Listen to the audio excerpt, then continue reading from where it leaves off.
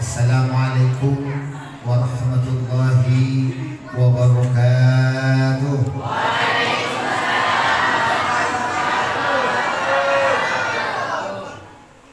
Qala Nabi sallallahu alaihi wasallam, Allahumma sholli wa sallim wa barik. Sekali lagi, qala Nabi sallallahu alaihi wasallam. Kasihan Bu kalau udah diberitahu.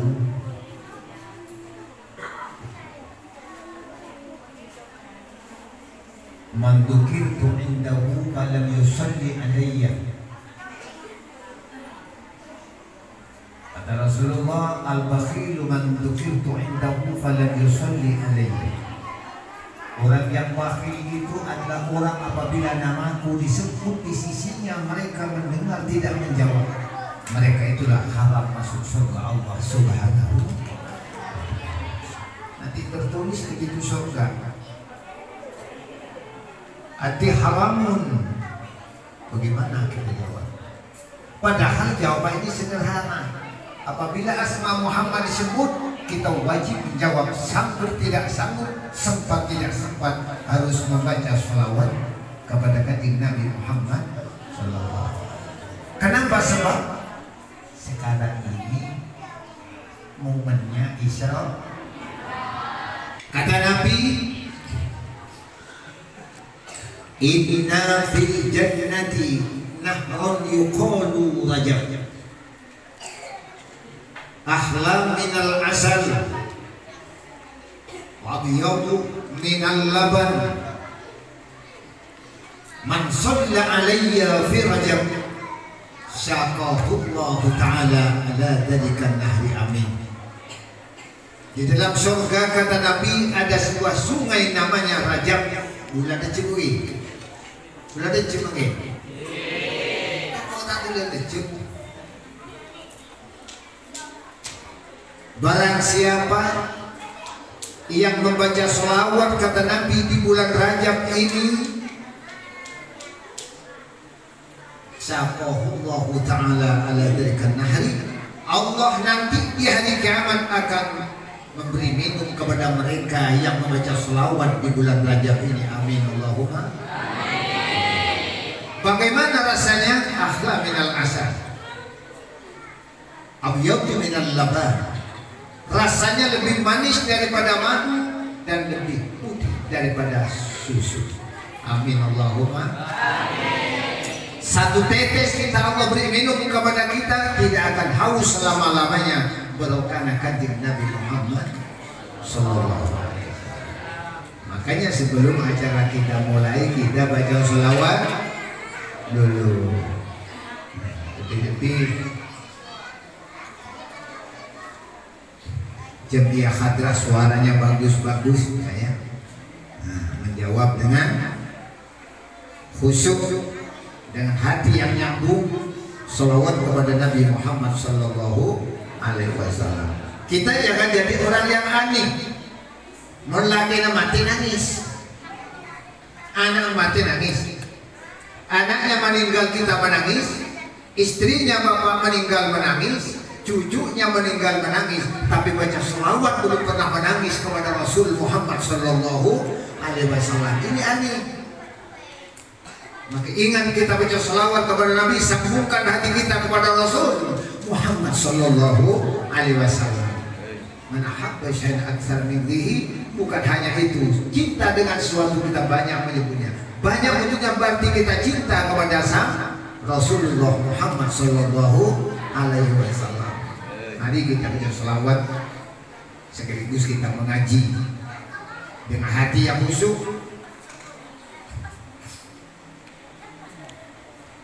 Wa kunu 'inda dzikrihi bi sifatil khashil khashi. Maka kita dianjurkan ulama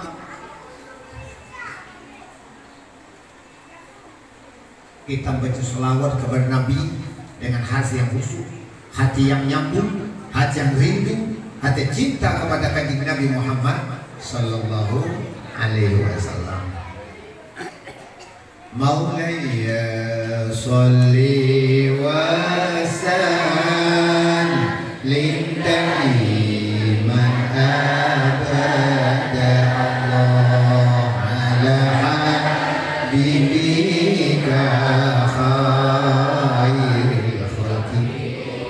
kullihim maulaya salli wa sallim daiman abada ala habibika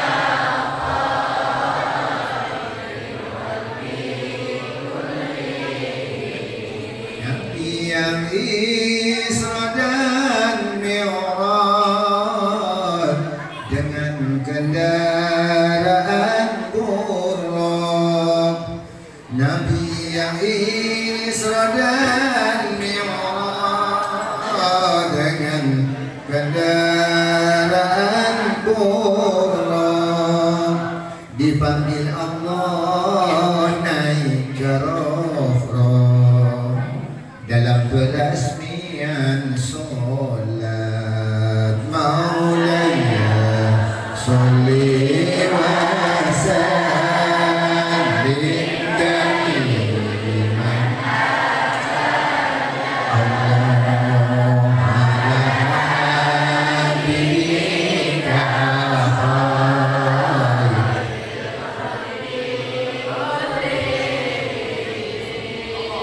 beruntung, sungguh beruntung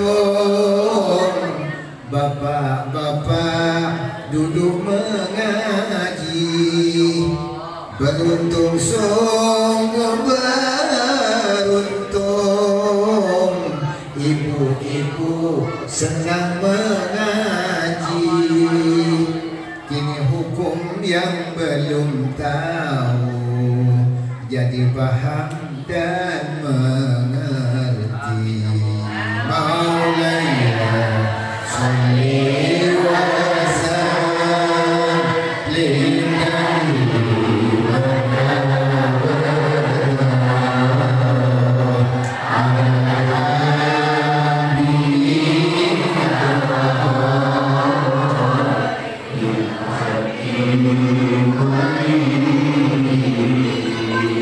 sungguh rugi, sangatlah rugi, badan sehat enggan mengaji. Sungguh rugi, sangatlah rugi, badan sehat tak mau mengaji. Menyesal akan menyesal bila maut sudah terjadi. Maulaya sholli wa sallim daiman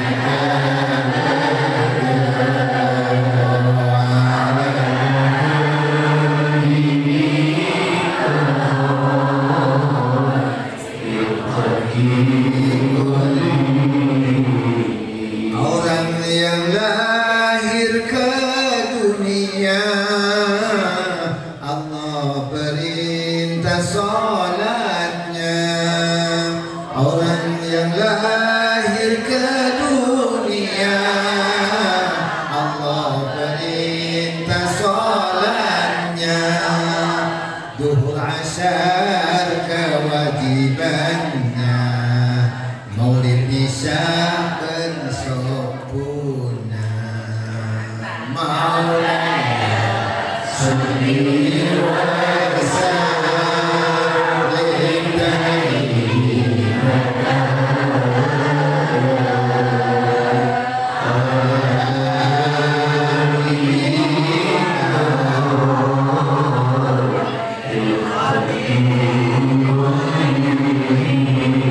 yang berkata Nabi Muhammad khususnya kepada umat, telah berkata Nabi Muhammad khususnya kepada umat, kalau dah ingin selamat jadilah orang yang taat. Maulaya sholli wa sallim habibi ya Rasulullah. Bismillahirrahmanirrahim.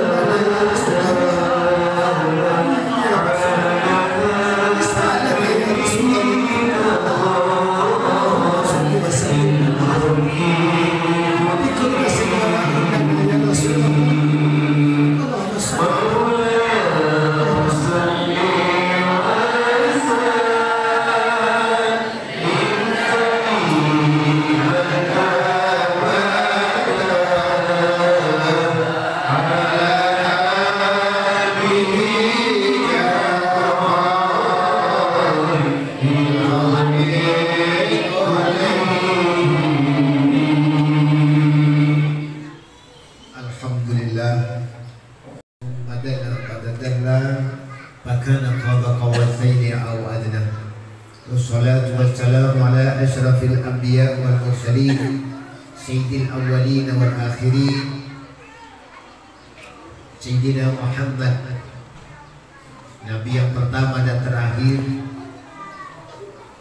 Nabi junjungan alam yang kita hari ini kita bacakan selawat kepada Allah untuk Nabi Muhammad sallallahu alaihi wasallam wa ala alihi, dan kepada keluarganya dan sahabatnya yang telah rela berjuang lillahi kalimatillah.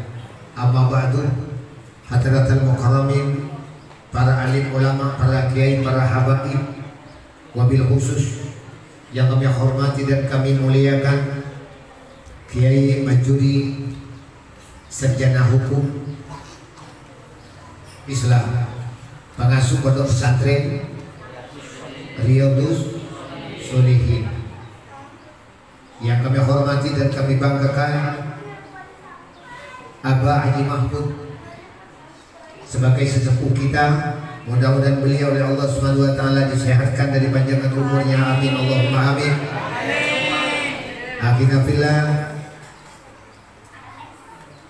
Kiai Sirajuddin, pengasuh pondok pesantren Khairul Hikmah, mudah-mudahan beliau oleh Allah Subhanahu wa taala dipanjangkan umurnya, dimurahkan rezekinya oleh Allah Subhanahu wa taala, diberkahkan ilmunya oleh Allah Subhanahu wa taala. Santri dan murid-murid mereka Allah jadikan penerus, generasi penerus ke depan dalam rangka tidak ada tujuan hanya meninggikan agama Allah Subhanahu wa taala. Para asatidah pimpin agama, tokoh masyarakat, para sesepuh yang disepuhkan panitia pelaksana, yaitu Bapak Muli sekeluarga yang kami hormati dan kami cintai, juga Jamiah Hadrah yang telah melakukan selawatnya kepada Kanjeng Nabi Muhammad SAW, kami banggakan. Juga ibu-ibu pendamping, bapak-bapak hari ini hadir, bapak-bapak dan ibu-ibunya juga ikut serta hadir mengaji. Kami ucapkan terima kasih yang setinggi-tingginya. Mudah-mudahan kita bersama menjadi umat yang setia kepada Allah dan setia kepada Kanjeng Nabi Muhammad sallallahu alaihi wasallam. Mari kita bersyukur kepada Allah Subhanahu wa taala hari ini. Allah panjangkan umur kita, Allah sehatkan hari ini kepada kita, Allah selamatkan kita dari malapetaka, musibah dan lain sebagainya. Kenapa? Sebab bisa kita bayangkan Bapak dan Ibu-ibu sekalian, coba kita lihat musibah yang ada di Turki. Dalam waktu singkat 20.000 terbenam ke dalam tanah. Intinya kita ini sepele. Kalau Allah berkehendak kita sekarang, kita langsung Allah turunkan bala, langsung terbenam sekaligus mati dengan kekuasaan Allah Subhanahu. Artinya apa? Manusia hidup yang ditunggu dan kita nanti adalah hanya kematian. Kematian adalah merupakan salah satu pertanggungan jawab kita kepada Allah Subhanahu wa taala. Maka kalau ada orang meninggal, seperti Ibu Fatimah bin Syahwat kemarin diadakan 2 hari, 1 hari sampai 3 hari, 7 harinya, maka tak lama lagi 40 harinya. Kenapa? Sebab itu merupakan adalah salah satu bahwa kita meninggal dunia di dalam tanah ada urusan. Qala Umar radhiyallahu taala anhu as-sadaqatu ba'da dafni sawabuha ila salasati ayyam. Jadi kita mengadakan tahlil sebagai ahli sunnah wal jamaah, meninggal kita tanam, kemudian kita akan sedekah. Tahlil pertama pahalanya untuk almarhumah Allah angkat dari malah fitnah-fitnah yang ada di dalam kubur sampai 3 hari. Wa min salasati ayyam ila sabatis ayyam. Sedekah ke-3 harinya kita beri sedekah lagi kepada mereka yang takziah. Pahalanya sampai 7 hari. Wa min sabti ayyam ila 40 yawman. Sedekah hari yang ke-7 kita potong ayam, kita potong kambing, kita potong sapi. Sedekahkan kepada saudara-saudara hadir. Juga undang mereka untuk mendoakan mereka yang meninggal dunia. Pahalanya Allah selamatkan, kata Sayyidina Umar, ila 40 yawman, sampai 40 hari. Milan 40 hari bener-bener berdua kan? Bener. Pak Polo boleh. Wa min 40 yawman sawabuha ila sana, setahun. Dari 40 hari sedekah kejenak sampai 100 hari. Wa min 100 yawman ila 1 hari ila alfin, sampai ke 1000 yawman hari. 1000 hari boleh udah. Nah, ini 1000 nikah sampai ke 100 hari. Terus berdoa. Nah, apa artinya? Artinya bahwa kita meninggal dunia, di dalam kubur ada urusan. Salawat dan salam mudah-mudahan kita curahkan kepada kanjeng Nabi Muhammad sallallahu alaihi wasallam.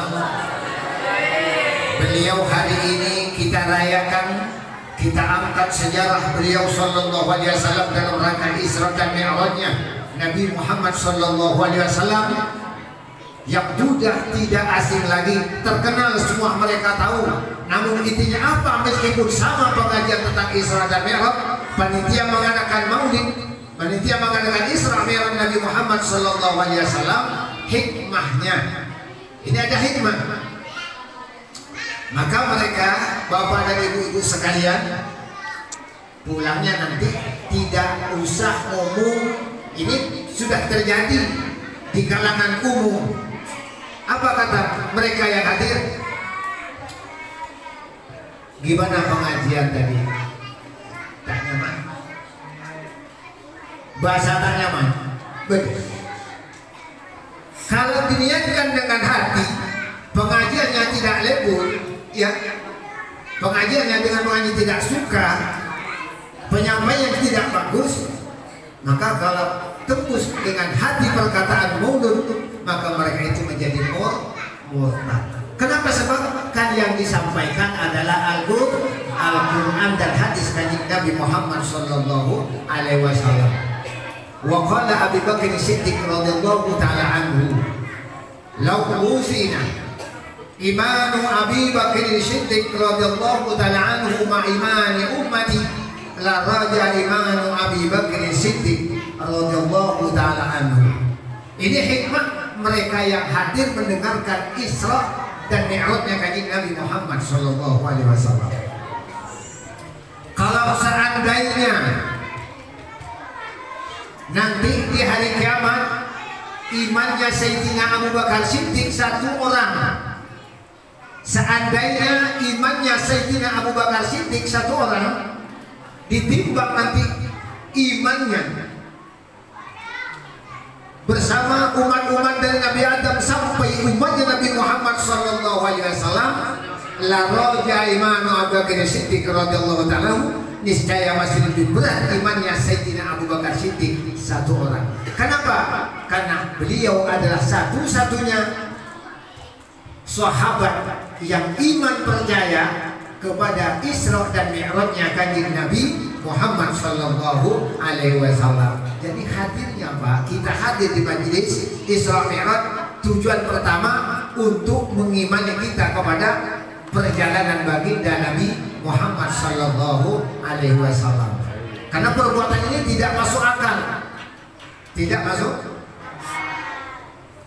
Padahal dalam Al-Quran oleh Pak Kiai tadi telah disampaikan, Bismillahirrahmanirrahim. Subhanalladzi asra bi'abdihi. Maha suci Allah, zat yang berkuasa menjalankan Nabi Muhammad bukan hanya ruh. Di sini disebutkan dengan abdi, dengan jasad-jasadnya pun sekalian berangkat Kanjeng Nabi Muhammad sallallahu alaihi wasallam. Sedangkan perjalanan beliau, kalau kita ukur Masjidil Haram, Madinah, Masjidil Aqsa, ke langit pertama, langit kedua, ketujuh, Sidratil Muntaha sampai Mustawan. Coba kita bayangkan, Masjidil Haram, Masjidil Aqsa, perjalanan para nabi sebelumnya adalah perjalanan 2 bulan, PP 2 bulan.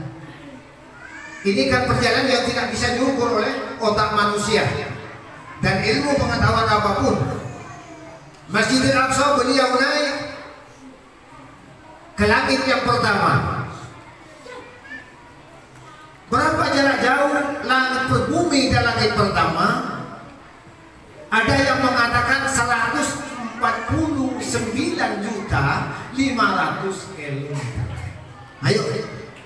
Sedangkan Kanjeng Nabi Muhammad sallallahu alaihi wasallam hanya waktu cepat. Sebelum subuh beliau nyampe di Makkahul Mukarramah, tempat tidurnya masih hangat. Ini mukjizat Allah Subhanahu wa taala. Makanya beliau terbang. Sebelum terbang beliau oleh Allah Subhanahu wa taala dioperasi laser oleh malaikat Jibril yang diutus, yang diizinkan oleh Allah Subhanahu wa taala. Maka tidak akan terjadi hal-hal di permukaan bumi yang sebelumnya tidak dilakukan oleh Kanjeng Nabi Muhammad sallallahu alaihi wasallam. Sekarang ada operasi laser, karena Kanjeng Nabi sendiri pada zaman itu dioperasi laser. Tidak dibekas, terjadi dengan baik. Ini Kanjeng Nabi Muhammad sallallahu alaihi wasallam. Perlunya apa? Beliau dioperasi oleh Allah Subhanahu wa taala melewati malaikat Jibril karena untuk dikeluarkan mesinnya Kanjeng Nabi Muhammad sallallahu alaihi wasallam, qalbunya Rasulullah sallallahu alaihi wasallam.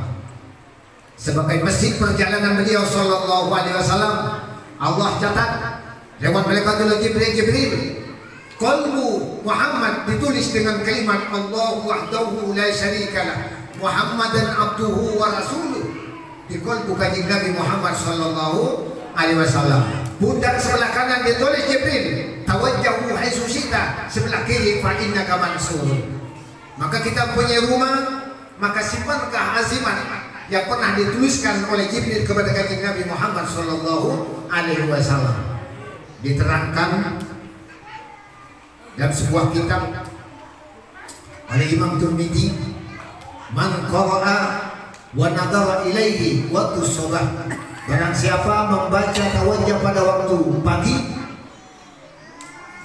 afadallahu lahu ilal masya, Allah lindungi mereka dari malapetaka, fitnah, kecelakaan, musibah dan lain sebagainya sampai waktu sore. Tawajjah toles pada tapi baca yaku malam baca. Malam baca waktu sore, Allah selamatkan sampai pagi. Baca pada tanggal 1 Allah selamatkan dari macam-macam malapetaka, musibah dan lain sebagainya sampai akhir bulan. Ini tawajjahku haitsu syi'ta fa innaka mansur. Dengan catatan oleh Imam Tirmidzi, man nadara wa qara'a wa nadara ilaihi, bacanya harus melihat. Nah, kenapa? Sebab ini Allah buat kepada Kanjeng Nabi Muhammad sallallahu alaihi wasallam mesin untuk perjalanan jarak jauh yang Allah perintahkan pada malam 27 Rajab pada 14 abad yang telah silam. Setelah demikian kanjeng Nabi Muhammad sallallahu alaihi wasallam terbang. Terbang itu adalah kalau sekarang pesawat, oh ya, pesawat. Pesawat tak kira dengan kanjeng Nabi yang bertibi tak terbang tak ngabur kanjeng Nabi Muhammad.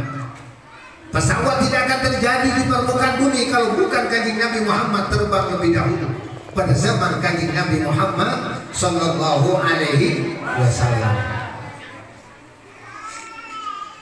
Maka Allah telah berfirman dalam hadis qudsinya, laula kalau kama khalaqtul asya, tidak akan aku ciptakan di permukaan bumi ini apa saja, kata Allah Subhanahu wa taala, kalau bukan karena kanjeng Nabi Muhammad sallallahu alaihi wasallam. Iman inilah harus kita iman dengan perjalanan Rasul Muhammad sallallahu alaihi wasallam. Makanya iman bukan tempatnya di mulut. Kata Rasulullah sallallahu alaihi wasallam, la yastaqimu lisanuhu hatta yastaqimu qalbuhu. Imannya seorang hamba tidak akan benar, tidak akan jujur, tidak akan murni sehingga hatinya mereka itu yang benar, jujur. Ini iman ada di dalam hati. Maka iman ada dua, tidak mudah umat Islam menerima keimanan ini kepada Allah Subhanahu wa taala. Dapat kita bayangkan sekarang saya bacakan. Nanti kita meninggal dunia di dalam talqin dibacakan. Yang keempat, wa ma imamuka, wahai mayat yang baru ditanam. Apakah imammu ketika ada di permukaan bumi? Mereka menjawab, Al-Qur'an imamku, wal Qur'anu imamnya, wal Qur'anu imami. Ibu nanti kalau meninggal pasti ditalqinnya oleh Pak Kiai. Ma imamuka, apa imammu ketika engkau hidup di permukaan bumi? Wal Qur'anu imam. Ingat, ada dua hal mereka tidak mudah menerima hal iman kepada Qur'anul Karim. Yang pertama kata Pak Kiai tadi, lagi nabinya boleh tak mudah menerima, tak mudah kan? Jadi kalau ada suami mau kawin lagi, ibu jangan menentang Al-Quran. Kalau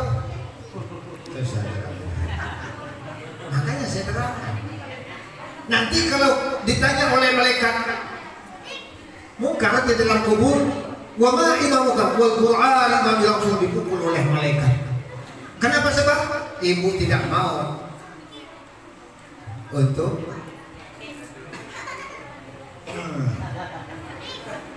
ingat. Kenapa? Sebab Allah berfirman dalam Al-Quran, fankihu ma ta'aba lakum masna wa sulasa wa ruba.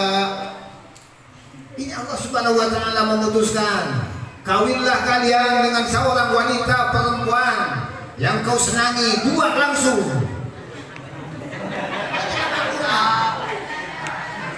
Dua, tiga, sampai empat. Fa'in lam ta'dilu fawahidah. Apabila tidak mampu adil dengan keluarga, maka cukup satu. Pertanyaannya, belum dicoba sudah? Iya kan? Ini ingat, ini kaitannya nanti dengan pertanyaan kubur. Ingat, kalau ada suami mau kawin lagi, ibu doakan saja.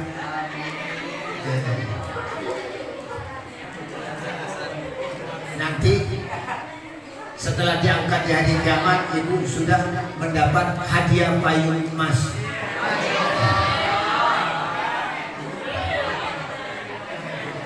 Nah, ingat, ya, ingat, ini kaitannya dengan nanti pertanyaan kubur. Mulai nabinya boleh. Sampai tahu tentang Al-Quran, yudalaba. Saya ngitong iya macam kakek lada kurus. Nah, boleh. Kami apa kekurangan kaseko? Mingko yang anu ngalir seni kesampian.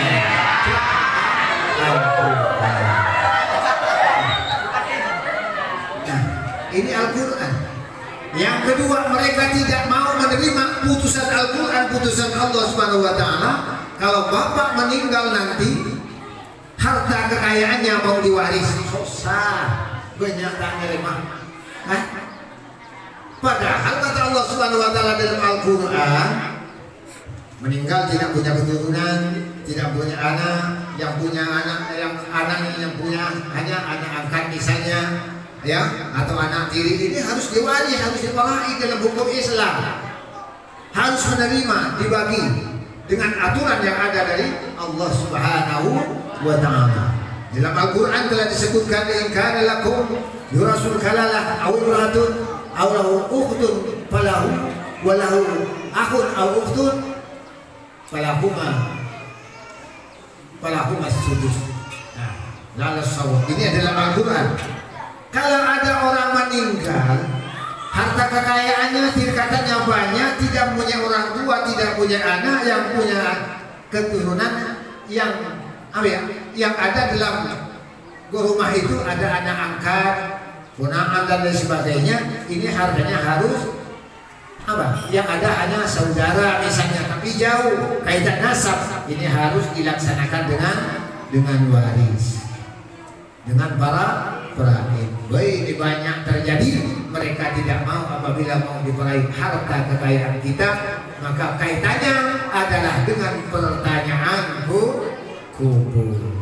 Mudah-mudahan kita mampu menerima putusan Allah Subhanahu wa Ta'ala. Hadirin yang kami hormati, tentang Isra dan Mi'raj Kanjeng Nabi Muhammad sallallahu alaihi wasallam, karena sudah terbiasa dan sudah tidak diragukan lagi tentang Isra dan Mi'rajnya Kanjeng Nabi Muhammad sallallahu alaihi wasallam. Sekarang perlu kita bahas tentang sholat. Karena Sayyidina Abbas, Kanjeng Nabi dipanggil Allah Subhanahu wa Ta'ala dalam rangka peresmian sholat.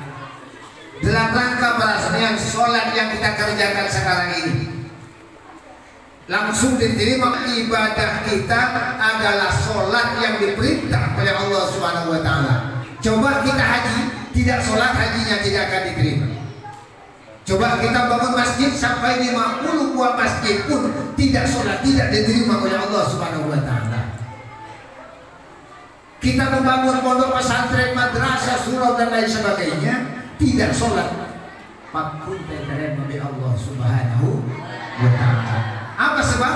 Karena sholat sesuai dengan nas Al-Quran. Allah firmankan dalam Al-Quran, wa ma khalaqtul jinna wal insa illa liya'budun. Tidak aku ciptakan manusia kecuali untuk menyembah kepadaku, kata Allah Subhanahu wa Ta'ala.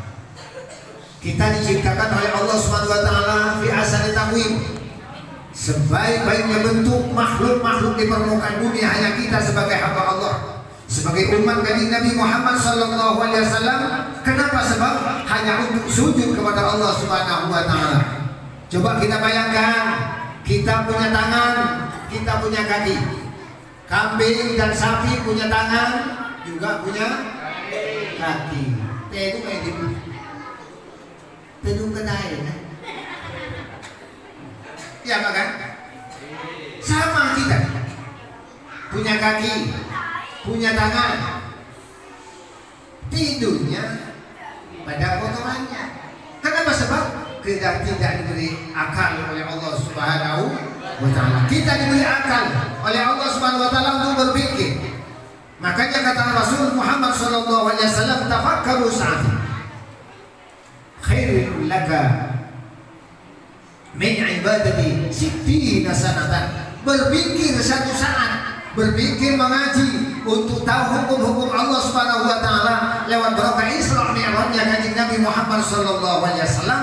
Duduk seperti ini, nyantai seperti ini, pahalanya lebih besar daripada orang yang ibadah 60 tahun. Amin Allahumma amin. Intinya apa? Biar kita mendengar tentang hukum-hukum Allah Subhanahu wa Ta'ala. Isra Mi'raj tidak ada lain kepentingan. Kanjeng Nabi dipanggil hanya untuk ibadah, sholat, sujud kepada Allah Subhanahu wa Ta'ala. Sekarang kita bahas sholat. Kalau Isra Mi'rajnya sudah terbiasa, kita tahu dan paham semuanya. Tapi sekarang coba kita bahas sholat. Sesuai apa enggak dengan aturan-aturan yang telah dibawa oleh Kanjeng Nabi Muhammad SAW ibadah sholat kita.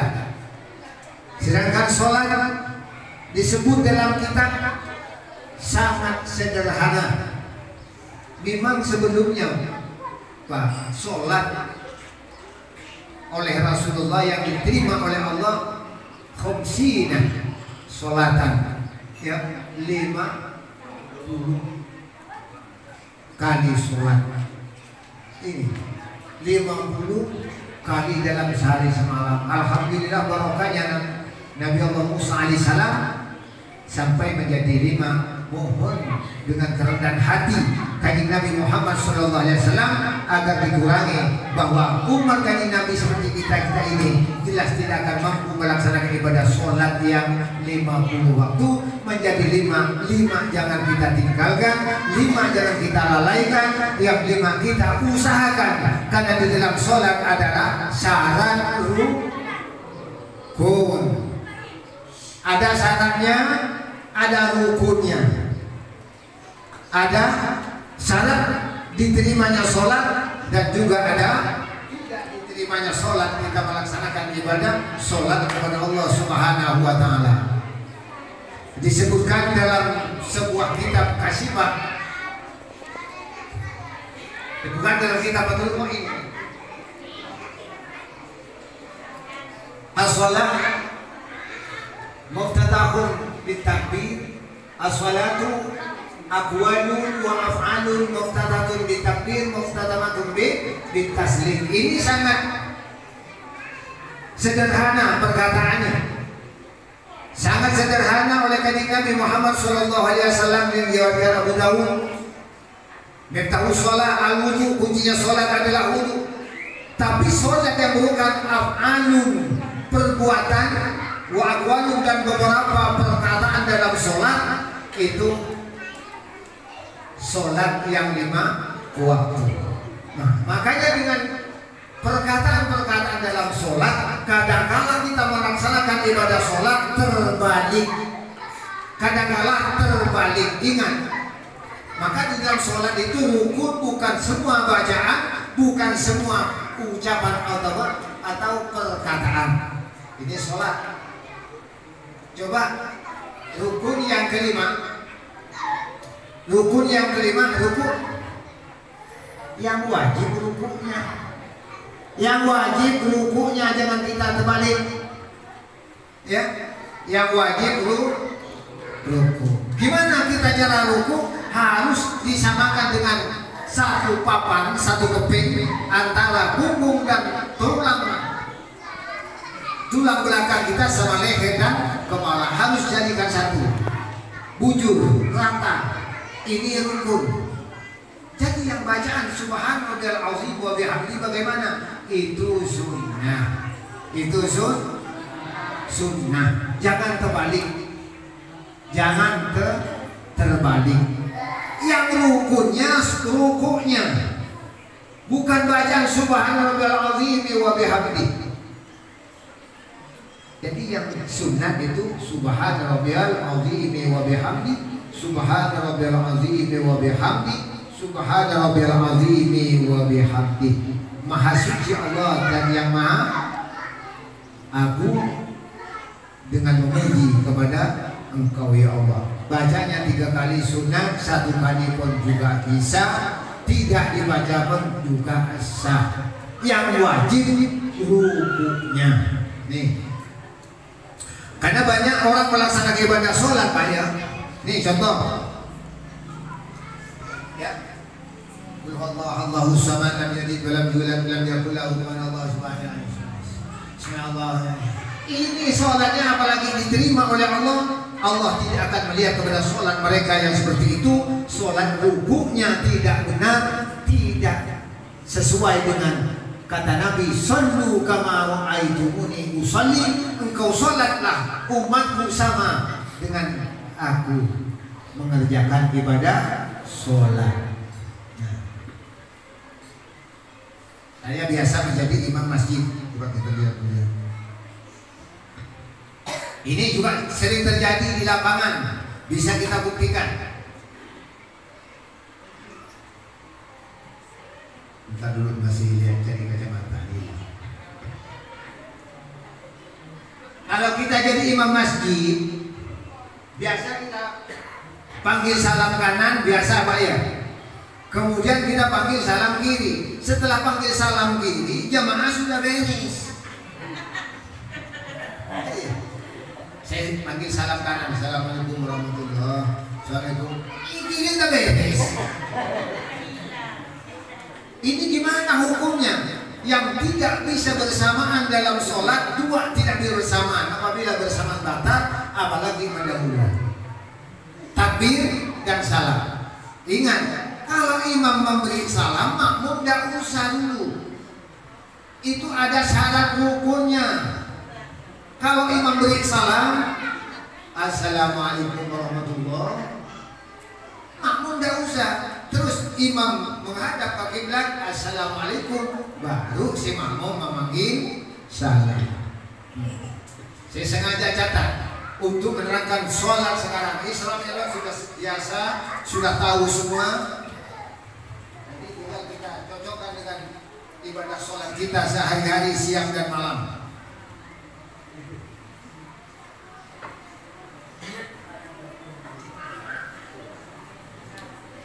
Biar ada asas manfaatnya kita berkumpul pada hari ini. Satu contoh seperti rukunnya sholat, semua tahu berapa? Berapa? Berapa? Saya jawab 11.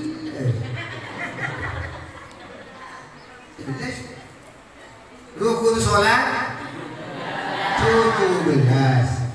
Ya, 17 tidak bisa dikurangi bagi kita Ahlus Sunnah wal Jamaah. Coba satu sholat yang telah dibuka tadi, muqtadatul bitakbir, muqtadatul bitaslim, rukunnya ada 17. Yang pertama adalah niat, yang kedua adalah takbiratul ihram, yang ketiga qiyam, yang keempat qiraatul Fatihah. Nah, qiraatul Fatihah ini yang wajib bacaannya terang, dijaga huruf-huruf dan tasdidnya, dan juga harus didengar oleh telinganya orang yang sembahyang. Yang kelima ruku, yang keenam tumanina ruku, yang ketujuh i'tidal, yang ke-8 tumanina dalam i'tidal, yang ke-9 adalah sujud 2 kali, yang ke-10 tumanina dalam sujud, yang ke-11 julus baina sajdatain, yang diterangkan oleh Pak Kiai tadi, Rabbi firli warhamni wajibuni warfa'ni warzuqni wahdini. Bacanya Rabbi firli warhamni bukan wajib. Maka dalam sholat itu ada aturannya, ada pelaturan, ada adabnya, ada etikanya. Maka kita harus ada pelaturan kepada Allah Subhanahu wa taala tentang menyembah Allah Subhanahu wa taala. Terus yang ke-13, 11 duduk antara sujud Rabbi firli warhamni. Terus yang ke-12 atau ma'ninatu fihi, yang ke-13 tahiyat akhir. Sekarang saya tanya, untuk yang ke-13 atasyahudul akhir, ini 13 rukun sholat tahiyat akhir. Di dalam tahiyat ini apa yang kita baca dalam tahiyat? Dalam bacaan duduk tahiyat terakhir. Di sini disebutkan, maka kalau kita cocokkan, i'lam anna tasyahhud dan arba'u jumali, bahwasanya tahiyat dalam sholat ada 4 kata dia. Jadi 4 ini harus betul-betul dijaga huruf dan makhrajnya, tasdid dan lain sebagainya. Dan syaratnya wa syurutuhu disebutkan tahiyat ya. Tahiyat yang keempat kalau kita jelaskan, yang pertama at-tahiyatul mubarakatuh shalawatut thayyibatu lillah, 1. Yang kedua assalamu alayka ayuhan nabi. Yang ketiga assalamu alayna wa ala ibadillah sholihin. Yang keempat asyhadu an la ilaha illallah wa asyhadu anna muhammadar rasulullah. Ini tahiyat. Wa syurutuhu tis'atun, ini syaratnya. Apabila melenceng daripada syarat yang 9 ini, maka sholat kita tidak diterima oleh Allah Subhanahu wa ta'ala. Syaratnya yang ke-9. Ini satu contoh. Al-ula isma'un nafsi. Yang pertama, orang membaca tahiyat harus didengar telinganya sendiri. Al-Fatihah sama dengan bacaan Fatihah. Jadi kalau ada orang sembahyang, ya, Allahu Akbar, asyhadu an la ilaha illallah, ini sholatnya tidak benar. Sholatnya tidak diterima oleh Allah Subhanahu wa Ta'ala. 4 yang telah dijelaskan harus isma'un nafsi, harus didengar oleh telinganya sendiri. Al-Fatihah sama dengan Fatihah. Jadi kalau kita baca Fatihah misalnya, ihdinas shiratal mustaqim, ya, misalnya ini tidak bisa diteruskan, diulangi karena bacaan sudah tidak didengar oleh telinga. Maka bacaan Fatihah sama dengan tahiyat, kalau yang lainnya bisa, tidak masalah, tidak didengar oleh telinga sendiri. Maka yang 4 yang sudah dicantumkan dalam tahiyat seperti bacaan at-tahiyyatul mubarakatus shalawatut thayyibatu lillah, assalamu alayka ayuhan nabiyyu wa rahmatullahi wa barakatuh, assalamu alayna wa ala ibadillah sholihin, asyhadu an la ilaha illallah wa asyhadu anna muhammadar rasulullah. Ini harus didengar oleh telinganya sendiri, meskipun dia, ya, dalam tidak sempat atau sibuk, ada uzur, tidak masalah. Seperti ada bunyi mujian yang meliburkan tidak bisa didengar, itu yang penting sudah berusaha untuk, biasanya seperti ini sudah didengar, itu sudah sah menurut hukum kita, hukum Islam.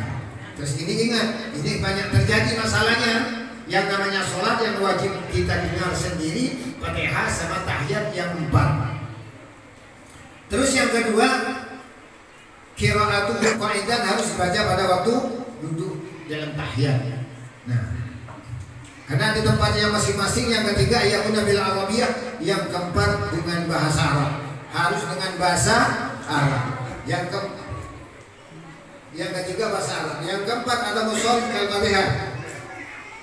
Bacanya tahiyat tidak bisa berpaling seperti Fatihah, harus kita tunduk baca Fatihah dengan hati yang khusyuk, nyambung kepada Allah Subhanahu wa Ta'ala. Yang kelima, mualah, ya, bercepat-cepat membaca, tidak boleh dimasukkan kalimat-kalimat yang lain. Terus as-sadisu mura'atul huruf, menjaga huruf-huruf tahiyat yang telah disebut. Yang ketujuh, as-sabi mura'atul kalimat, menjaga kalimat-kalimat tahiyat yang telah disebutkan 4 tadi. Yang ke-8, mura'atul tasdidan, menjaga tasdid fayajibu tasdidu, maka wajib menjaga tasdid dalam Fatihah. Seperti bacaan at-tahiyyatun. Jadi tidak boleh kita baca menghilangkan satu tasdid dalam tahiyat. Sholat kita tidak diterima oleh Allah Subhanahu wa Ta'ala. Seperti kita sholat Allahu Akbar, sholatnya asal-asalan, tidak sungguh-sungguh kita menghadap Allah Subhanahu wa Ta'ala. Terus yang ke-9, at-tartib, harus urut bacaannya di dalam sholat. Terus yang ke-14, al-qu'udu fihi. Yang ke-14, duduk dalam, duduknya itu rukun. Yang ke-15, as-salat ala Nabi, baca salawat kepada Rasul Muhammad sallallahu alaihi wasallam. Yang ke-16, assalamualaikum. Di sini maka saya jelaskan tentang memberi salam kita sholat, kita menyembah Allah Subhanahu wa Ta'ala. Ada syaratnya, wa syurutus salam asyaratun, syaratnya salam ada 10. Apabila kita tidak dipakai syarat-syarat yang 10 yang sudah tertera, maka sholat kita tidak akan diterima Allah Subhanahu wa Ta'ala. Yang pertama, ini sholat masalahnya penting, satu-satunya kita fatazawwadu fa inna khairaz zadi taqwa. Maka kata Allah Subhanahu wa Ta'ala, berbuat bekallah kalian semua, sebaik-baiknya bekal adalah kita takwa kepada Allah Subhanahu wa Ta'ala. Mau takwa gimana kalau kita tidak mengetahui syarat rukunnya untuk menyembah Allah Subhanahu wa Ta'ala? Sedangkan salam saja Meskipun sepele kita bicarakan assalamualaikum yang ke-16 memberi salam, sedangkan salam ada syaratnya sebanyak 10 syarat. Harus kita tepat yang 10 syarat. Apabila kurang, sholat kita tidak sah, tidak diterima Allah Subhanahu wa ta'ala. Contoh, al-ula al-ya bil al, yang pertama orang memberi salam harus menggunakan huruf alif. Apabila tidak ada alifnya, salamnya tidak diterima oleh Allah dan sholatnya sekaligus tidak diterima Allah Subhanahu wa ta'ala. Jadi kalau kita sholat harus ada alifnya. Assalamualaikum. Harus alif kita baca ketika kita menghadap ke Ka'bah. Jangan kita mulai dulu sudah mengucapkan alif. Assalamualaikum warahmatullahi. Jadi alif dulu kita baca Assalamualaikum warahmatullahi. Apabila kita membaca alif kita buang, Assalamualaikum, sholatnya tidak sah dan tidak diterima oleh Allah Subhanahu wa ta'ala. Ini ingat, ini sepele tapi sering terjadi. Saya sering menjadi imam, ya, saya nulis salam ke kiri, jemaah yang begini udah beres, tapi udah dari tadi. Ini dianggap remeh, padahal ini barang penting. Kalau imam toleh kanan, makmum tidak usah dulu, karena tidak bisa mempersamai salamnya imam. Ini pertama takbir, yang kedua salam. Ini yang paling ketat, tidak bisa ya bersamaan dalam takbir batal, bersamaan salam batal sholat kita apabila kita berjamaah.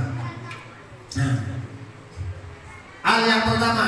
Yang kedua, kabul khitab, harus ada kaf khitabnya. Ini sudah tidak masalah karena hukumnya itu adalah ya jama' assalamualaikum. Yang sering terjadi ada alnya. Apabila kita beri salam assalamualaikum, assalamualaikum, assalamualaikum, tidak boleh. Hanya kum nyaman namanya, harus khitab mim jamaknya harus ada di dalam salam. Juga sama ayusmi'a nabihi nafsahu, salam harus didengar oleh telinganya sendiri. Salam apabila tidak didengar oleh telinganya sendiri, sholatnya tidak sah.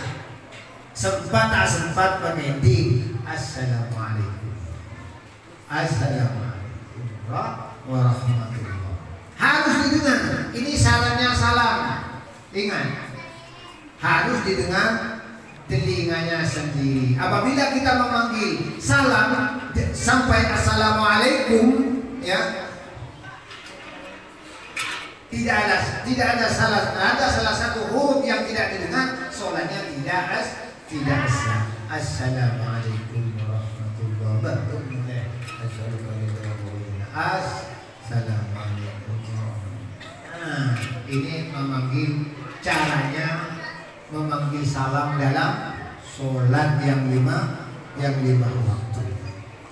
Nah, jadi tidak boleh kita memanggil salam.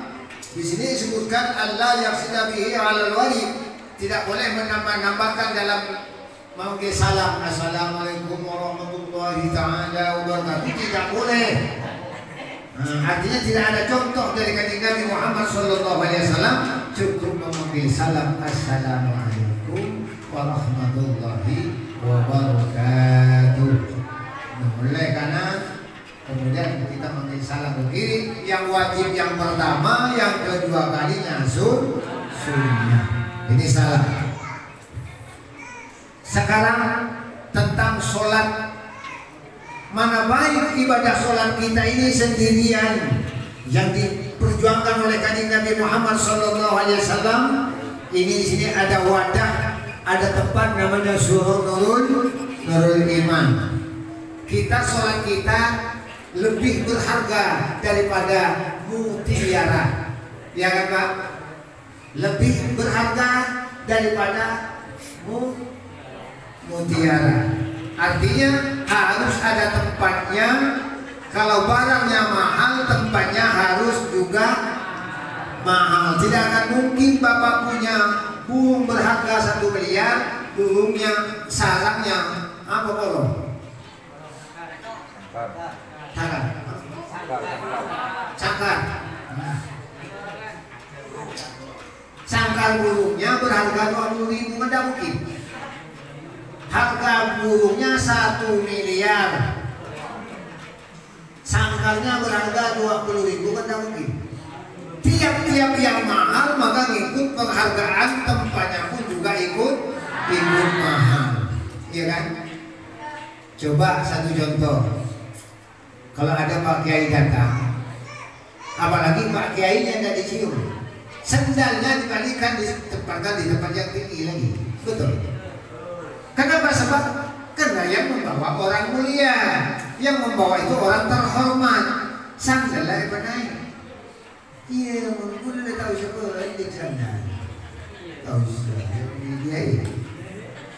Cerita sebenarnya. Al-Mukarram Bapak Mudi undang saya kemarin. Tidak ditemukan di rumah. Karena bukan Pak Kiai. Itu mau rumah. Aduh gimana yang mau dijawab? Tidak usah. Apa di sini aja cukup. Tidak perlu balik ke rumah ini. Tidak. Ya.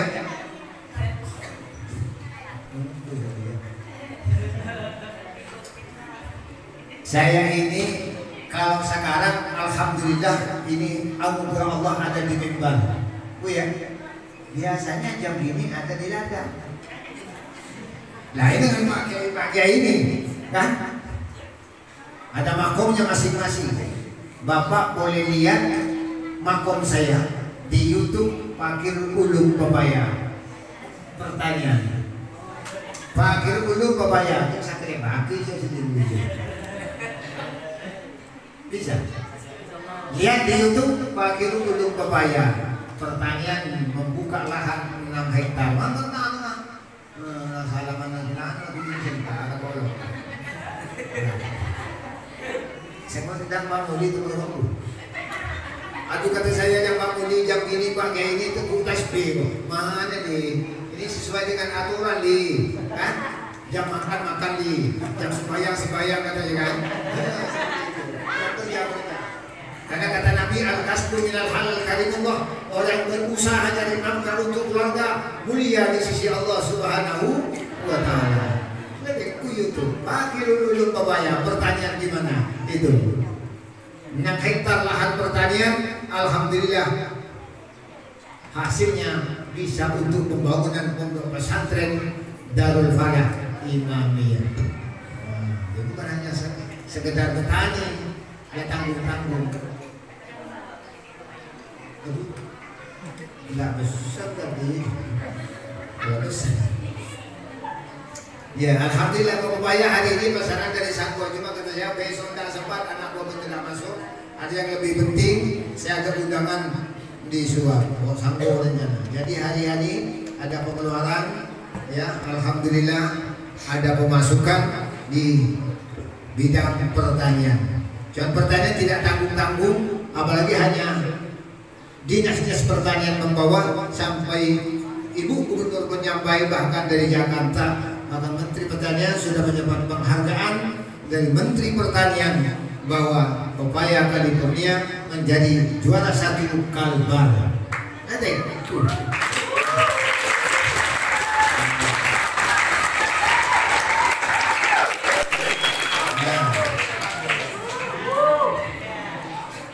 Dan bisa dimancing ya, benih ya. Saya mancing benih ya. Kenapa bisa? Karena berusaha. Kalau Pak Kiai tidak baru nyata.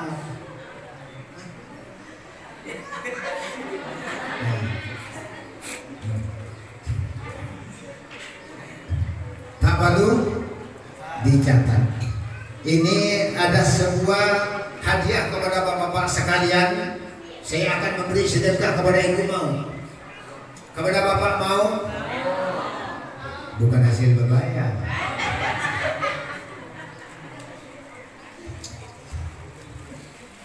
Qala Rasulullah sallallahu alaihi wasallam.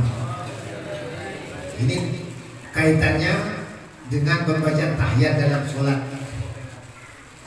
Kita kalau sembahyang umumnya bacaan sampai innaka hamidum majid sudah memberi salam, betul benar? Kalau perlu Allahumma shalli Muhammad wa ala ali sayyidina Muhammad sudah memberi salam. Mau cepat. Sampai innaka hamidum majid namanya selawat Ibrahimiyah. Ya Bu. Sampai ada kata Nabi Muhammad sallallahu alaihi wasallam, "Idza tasyahhada ahadukum falyasta'iz billah min arba'in." Apabila kamu salat membaca tahiyat, jangan kamu tinggalkan 4 perkara ini.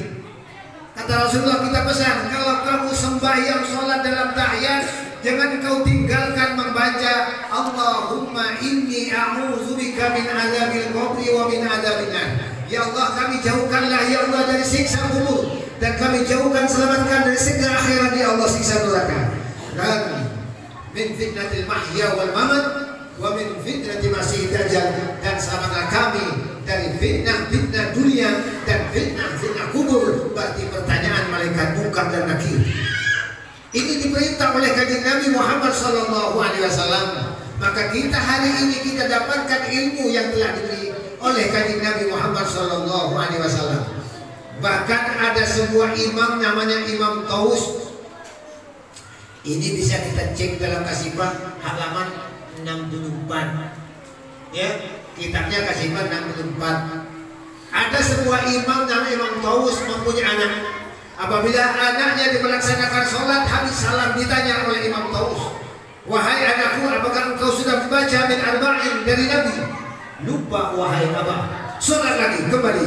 Ini harus sholat kembali. Ini Imam Taus apabila tidak berdoa dalam sholat minta jauh dari siksa kubur dan akhirat, tidak dibaca, maka Imam Taus memerintahkan kepada anaknya harus kembali sembahyang ulang. Ini segenap pentingnya. Kita tidak ada lain, kita minta kepada Allah Subhanahu wa taala kaitannya dengan pertanyaan kubur, keselamatan siksa akhirat. Kita meminta pada dalam sholat itu adalah waktu istijabah, adalah peluang emas, namanya muftahil bitakbir, muftahil bitaslim. Sejak dibuka dari takbir, apa yang ada di dalamnya itu diterima oleh Allah Subhanahu wa taala. Coba sekarang Bapak ada, ini tempat wadah Nurul Iman. Ini untuk tempat sujud bersama-sama kepada Allah Subhanahu wa taala. Maka sholat sendirian jangan kita biasakan Bu ya, dan Bapak sekalian, jangan kita biasakan sholat sendiri-sendiri masing-masing. Ya, bahayanya, negatifnya besar. Memang satu sisi kata Nabi, sholatu rajulin ma'al jamaah khairul laka min arba'ina sanatan fi baitihi munfaridan. Sholatnya laki-laki di dalam rumah, sholat rajulin, sholatnya orang laki-laki dengan berjemaah lebih baik daripada sholat di rumahnya 40 tahun. Jadi kan kita remehkan wadah ini, tempat ini untuk sujud kepada Allah Subhanahu wa taala. Makanya Rasulullah selalu sholat di masjid. Jangan kita biasakan sholat masing-masing. Saya tempat mengadu di Pasir Palembang, mereka yang sudah terjadi cerai-berai, berantakan sama suami istri. Ya, saya langsung bertanya kepada mereka yang datang ke rumah, bentrokan, tidak sepaham, tidak seirama, tidak senada dalam rumah tangga, maka terjadilah ini perceraian. Saya tanya, saya mengingat sabda Nabi Muhammad sallallahu alaihi wasallam, apakah kamu tidak pernah sholat berjemaah sama istri? Kok bisa terjadi bentrok keluarga seperti ini? Iya Pak Ustaz, memang istri saya tidak mau. Dia bilang mau jemaah lama, dia cepat pergi ambil rumput. Ada yang satunya lama kalau sholat. Nah, sama suaminya, saya cepat beli tempe tahu, ada yang gak tahu, ini lepas juga. Ya, makanya sholat berjamaah ada doa istimewa di dalam sholat 5 waktu. Ihdinas siratal mustaqim. Ya Allah, tunjukkan ya Allah pada jalan yang benar, jalan yang lurus. Siratal ladzina an'amta alaihim. Jalan yang banyak orang-orang yang Allah telah berikan hidayah nikmat petunjuk kepada mereka orang-orang soleh, orang-orang yang benar, orang-orang yang amalnya diterima oleh Allah Subhanahu wa taala. Ghairil maghdubi alaihim waladdallin, bukan jalannya orang-orang yang sesat, bukan jalannya orang-orang yang tidak diberi petunjuk oleh Allah Subhanahu wa taala. Setelah waladdallin, ya, istri ada di belakang, Allah langsung menjawab kepada kita yang sholat membaca waladdallin dengan berjamaah. Baini wa baina abdi ma sa'alaka, antara aku dan hambaku yang sholat, apa yang kamu minta akan aku beri, kata Allah Subhanahu wa ta'ala. Maka sholat berjamaah, disitulah ada rahasia Allah Subhanahu wa ta'ala. Sholat berjamaah. Kalau tidak sholat berjamaah, suami istri tidak melaksanakan itu, saya menjamin tidak akan harmonis dalam rumah tangga. Ini dari Nabi Muhammad sallallahu alaihi wasallam. Wallazi ba'atsani nabiyyan, kata Nabi bersumpah, saya sebagai nabi dan rasul, apa yang saya ucapkan itu benar di sisi Allah Subhanahu wa taala. Mana boleh jago lagi ini minimal kudu berjamaah. Sholatnya harmonis, mana bisa. Nah, sekarang begini, idza qamatil jamaah, apabila sudah berdiri imam dan makmum untuk melakukan sholat berjamaah, apa kata Allah Subhanahu wa taala? Nadara ila qalbil imam, Allah langsung melihat hatinya imam, khusyuk dan tidak khusyuknya mereka yang sholat. In kana khairun, apabila imamnya hatinya khusyuk nyambung kepada Allah Subhanahu wa taala, ini radiya anhum wa qubila lahum wa ghafara lahum, Allah terima dan Allah ampuni semua dosa-dosanya yang berjamaah. Wa fa in lam yakul lahum fil qawli khairun, apabila imam tidak khusyuk, imam yang takbir ingat kepada sawah, ingat kepada sapi belum, ingat kepada sawah belum dipanen, ingat dengan ayam belum diberi makan, si imam tidak khusyuk, nadallahu ta'ala ila qulubil ma'munin, Allah melihat kepada hati jemaah yang hadir pada waktu sholat berjemaah. Allah melihat kepada hatinya orang yang makmum. Dilihat oleh Allah Subhanahu wa taala, dijaga hati siapa di antara mereka yang khusyuk sholatnya kepada Allah Subhanahu wa taala. Apabila ada satu orang yang khusyuk nyambung kepada Allah Subhanahu wa taala, radiya anhum wa qabila lahum wa ghafara lahum, langsung Allah menerima sholatnya makmum semuanya, dan imam tadi yang tidak nyambung, tidak khusyuk juga menjadi golongan yang sholatnya diterima oleh Allah Subhanahu wa taala. Fa in lam yakul lahum fil qawlihi khairun, apabila imam tidak khusyuk, diperiksa, dijaga, diteliti satu persatu oleh Allah, hatinya tidak ada satu pun yang nyambung, yang khusyuk kepada Allah Subhanahu wa taala, bagaimana? Langsung Allah yang tidak menjaganya, Allah membiarkannya, masih dinilai malaikat hafadzah menjaga, penjaganya amal orang yang mengajarkan sholat, dia minta kepada Allah Subhanahu wa taala, ya Allah, ya Tuhan kami, li'izzatika wa lijalalatika, ya Allah, demi keagunganmu dan kemuliaanmu ya Allah, bagaimana mereka akan saya catat imam tidak khusyuk, makmum tidak beres, semuanya tidak ada yang nyambung, tidak ada yang khusyuk kepada Engkau ya Allah.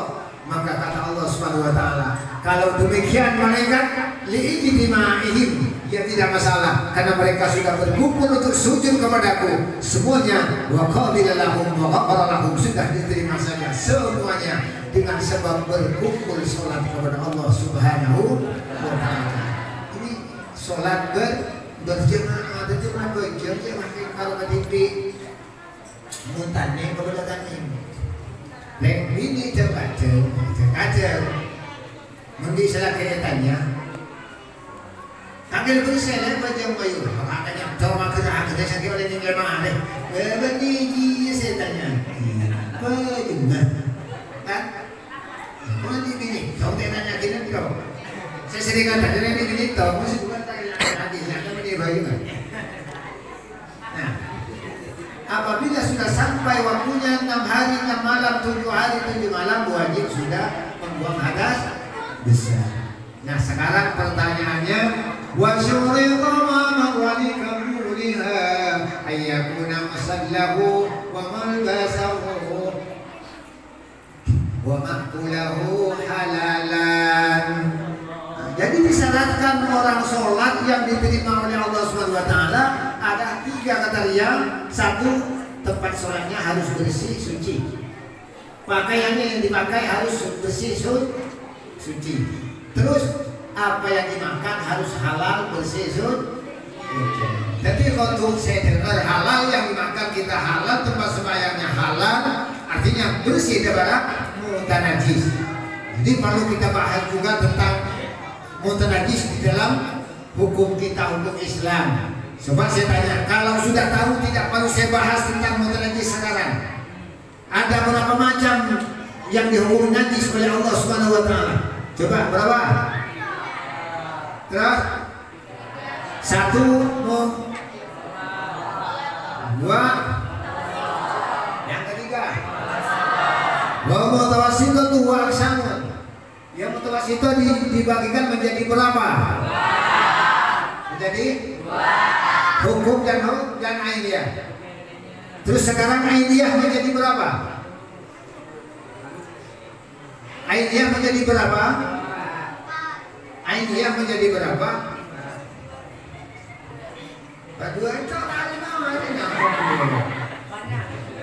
Nah, banyaknya berapa? Maka perlu saya bahas. Ada keterangan yang di dalam kitab Durratul Huwas, najis itu yang menjadi penghalangnya orang mengerjakan ibadah, sholat, tidak khusyuk, tidak bisa menangis apabila terkena penyakit yang ke-20.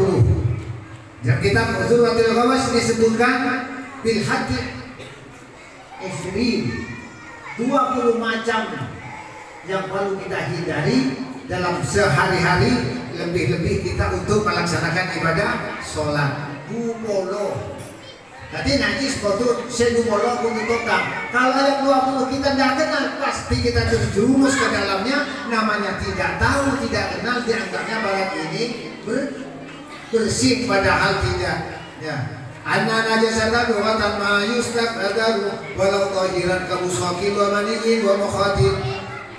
Bahwasanya najis secara makna umum ialah barang yang dianggap kotor. Najis barang yang dianggap kotor dalam makna bahasa yang umum.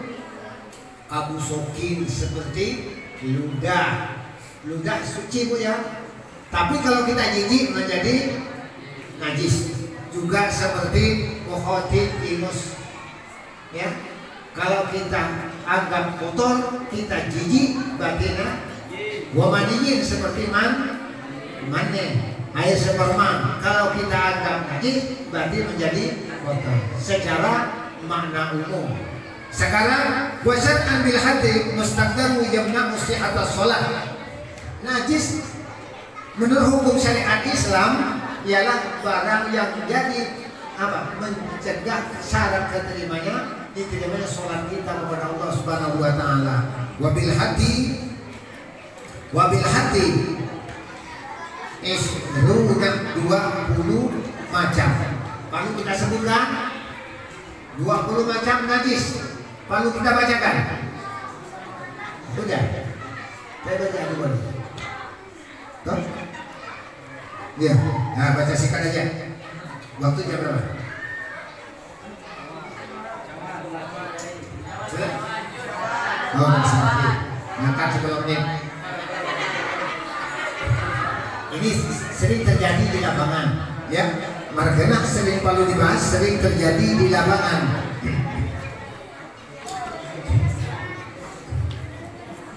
Al-awalu qaulun kemi, ya. Kemi bahasanya apa? Naik kencing.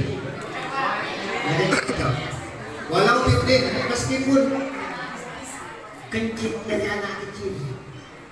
Ini biasa terjadi di kalangan masyarakat awam. Anak kecil dia kencing, langsung disiram air di situ.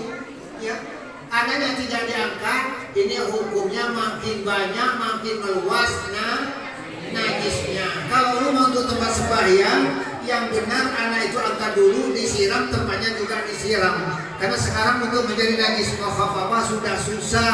Baru melahirkan langsung ibunya tempat dikasih kopi bila tidak sawanan. Kalau sudah sakit humor kasih madu dengan tim manis, kan? Menjadi najis mutawasito ya berat. Maka ingat ibu-ibu yang banyak terjadi meremehkan ini daripada kemih yang sehari-hari anak ibu kemih. Ini sering terjadi. Kalau anak kecil berdiri, ingat lihat jarak jauhnya berapa harus disiram. Kecuali mukhafafah ada hukumnya tersendiri. Cuma sekarang udah susah. Ini najis. Maklum kita bahas tentang mata najis, melaksanakan ibadah sholat najis tidak diterima oleh Allah Subhanahu wa Ta'ala. Yang kedua, mati. Mati ini tidak sering terjadi tapi diremehkan. Wa ma'un asfaru sahilun yakhruju ghaliban ila sawadil syahwat. Ini jangan diangkat nanti kalau cuma kemih berarti kemih yang najis, kencing yang najis.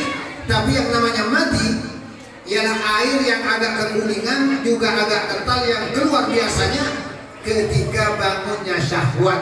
Syahwat kita bangun yang biasa ini mati keluar itu pun juga najis. Yang sering terjadi waksatu yakunu fil lisan, ini sering terjadi, lebih banyak terjadi kepada seorang wanita ketika bangunnya syahwatnya. Ini terus yang lain tidak perlu dibahas. Kita perlu bahas tentang ambedu. Yang ke-13 mirratun ambedu wa ma fil mirrah. Barang yang ada dalam kantong empedu itu najis, tapi kantongnya terdahulu bila ghasli, bisa terjadi suci apabila dibasuh, dicuci. Kenapa? Sebab tahu empedu ayam, kambing, sapi. Kalau ingin selamat dari penyakit kencing manis, maka tertera dalam kitab empedu dicuci langsung ditelan, tidak usah dipecahkan. Kalau dipecahkan itu menjadi najis. Jadi ajar ini mautal dimakan itu bisa ya membantu menjaga dari penjagaan. Karena empedu kita ini kalau sudah empedu tidak baik maka tidak akan bisa mengirim, tidak bisa mengatur ya, organ tubuh kita yang ada dalam jasad kita. Maka empedu tertera menjadi apa? Menjadi obat. Bahaya justru akluha ingkatan min hawil makul, maka boleh dimakan apabila daripada hewan-hewan yang bisa dimakan. Ini. Terus yang sering terjadi. Ini yang kedua, yang lain. Yang 17 damun illa kabidan. Yang ke-17 najis damun darah, kecuali yang tidak najis kabidan hati. Hatinya kambing, hatinya sapi, hatinya ayam. Ya, itu bersih, itu suci. Watihalan limpah fatahiran, maka kedua-duanya ini suci. Nah, suci. Malam yudakka wa yasiran daman, selakinya tidak dihancurkan hati sapi dan hati kambing. Apabila dihancurkan tidak bisa dimakan menjadi najis.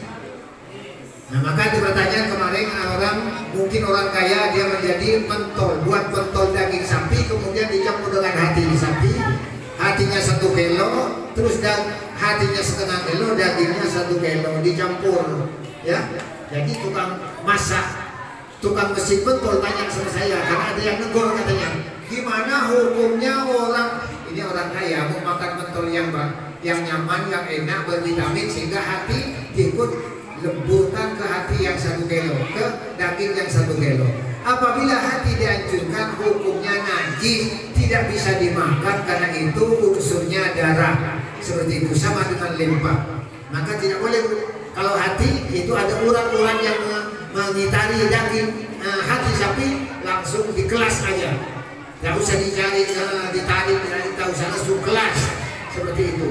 Jadi hukumnya suci, namanya ma'fuan anhu. Ini sering terjadi. Ingat Bu ya, hati tidak bisa wa illa fanajisan, apabila dihancurkan hati itu menjadi najis. yang penting lagi ini yang sering terjadi sama dengan hukumnya telur sejuk. Iya. Telur sejuk ada yang berhukum haram, ada sebagian halal. Gimana hukumnya telur sejuk? Mungkin di sini nggak nyampe telur sejuk, telur nggak jadi. Dirham apa ya? Buat di sini. Buat. Hah? Ya, tapi ada kan? Ada nyampe. Biar tahu. Imma ya dalam hukum. Wa baydatan lam tumsad bi alam tasluh li takhalluqin wa tahiratun. Ini ada telur yang tidak rusak, seperti contoh tidak pantas untuk dijadikan makhluk wa tahiratun, maka hukumnya suci. Telur sejuk diramkan tidak bisa, ya, karena dia tidak ada embrio. Tidak ada embrio untuk meskipun diram tidak akan menjadi anak ayam, tidak bisa karena tidak ada embrionya sehingga dia menjadi telur sejuk. Idza sara al-bayda mudhiran wa huwa alladhi ikhtalaqa bayadhu bi samarihi fa dhahirun. Apabila dia bercampur kuning dan putih-putihan dan kuningnya telur bercampur tapi tidak bau, tidak busuk, maka hukumnya juga masih halal, bisa dimakan. Ini telur sejuk. Yang tidak bisa dimakan namanya telur ini berbau. Telur sapu bukan karet majur. Ini apa bahasa Indonesia? Hah? Sebelumnya. Oh, telur kembali. Itu masih lagi kemudian bahasa.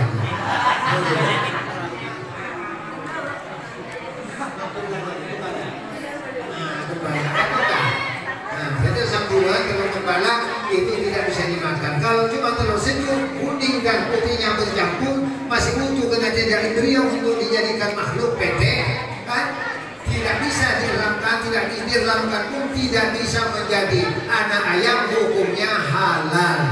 Ini yang sering terjadi di lapangan, seperti hati dihancurkan, terus kemih diremehkan. Karena inna adzabal qabri bi'usasil baul, kata Rasulullah bahwasanya siksa kubur yang terbanyak akibatnya dari ibu-ibu dan bapak-bapak yang meremehkan daripada percikan kemih anak-anak ibu dan bapak-bapak, sehingga bapak sholat di situ, ya, mengerjakan ibadah di situ dalam keadaan tempat najis yang tidak suci, maka ibadahnya tidak diterima oleh Allah Subhanahu wa Ta'ala. Nah, mungkin itu yang dapat kita sampaikan. Ini 20 ya tentang mengenai yang dapat kita bahas hanya 3. Cuma sekarang ada pertanyaan, adakah kemih yang suci? Ayo, ada kemih yang bersih yang suci? Bisa? Ada? Bisa? Hah? Apa ya? Hah?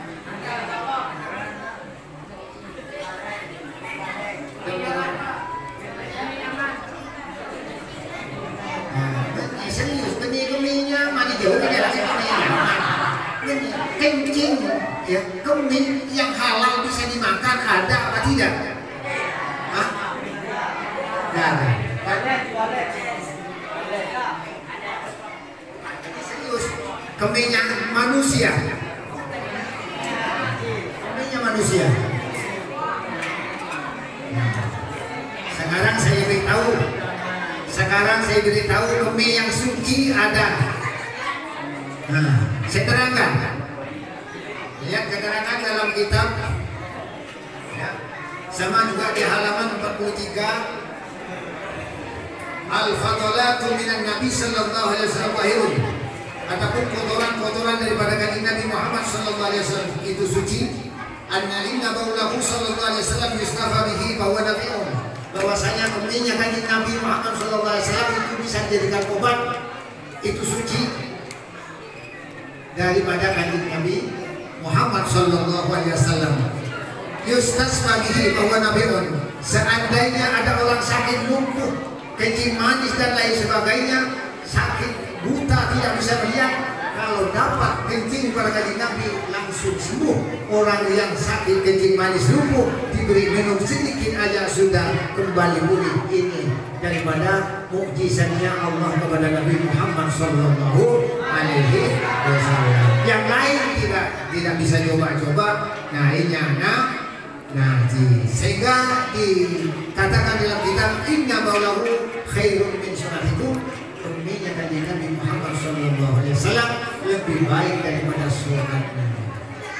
Kita orang sebagai umat kanjeng Nabi Muhammad sallallahu alaihi wasallam.